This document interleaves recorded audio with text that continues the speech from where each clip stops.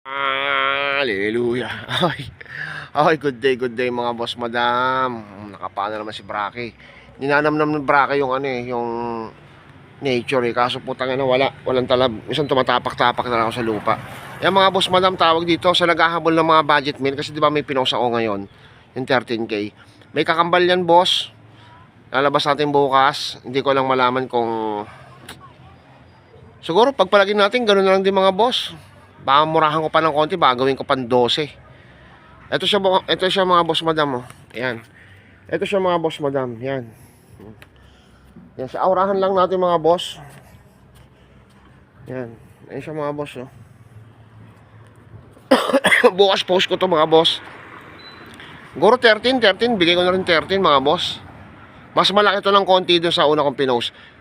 At may parting pa tayong dalawang unit na sabihin na nating budget meal na rin mga boss. Kahit brand new battery, bigay natin ng siguro.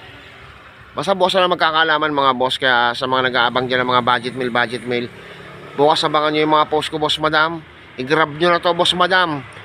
3 unit lalabas natin bukas boss madam na puro budget meal. 2 doon, panalo kayo. Itong isa, hindi naman kayo talo dito mga boss madam. Panalo pa rin kayo dyan. 13K tayo dyan mga boss madam, second hand battery. Yan mga boss madam. Ay, sinasabi ko sa inyo mga boss madam.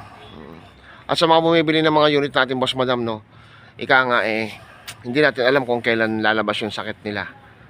Kasi second hand yun sa brand new nga nagkakaroon ng problema Parang tao lang din yan. Ulitin ko lang mga boss madam, parang tao lang din yan. Hindi alam ng tao kung kailan siya magkakasakit. Katulad ko, hindi ko alam na magkakasakit pala ako. O diba boss madam? Ganon din sa mga unit boss madam, hindi natin alam. Testingin nyo dito, okay, tuwan-tuwa pa yung mga mukha ninyo, abot yung ngiti nyo hanggang ngala-ngala Tapos within a week, kuya, ba't ganito kuya? Huwag ka agad kayo mag-hysterical. Pag-usapan natin na maayos yan. Magagawa natin ng solusyon yan. Mag-isip tayo ng solusyon, ha? Hindi yung parang makikipag-away kayo. Mag-iisip tayo ng solusyon mga boss madam. Huwag yung parang makikipag-away tayo. Yung mga boss madam, papayo ko sa inyo, second hand yung binibili natin, as isan tayo dyan.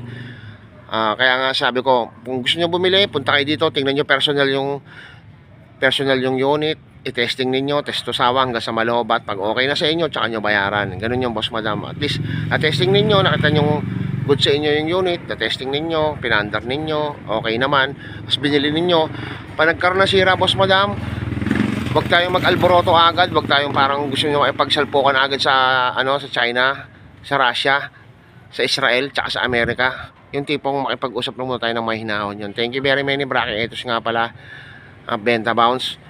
Ika nga maging masaya lang tayo, gawing langit ang mundo.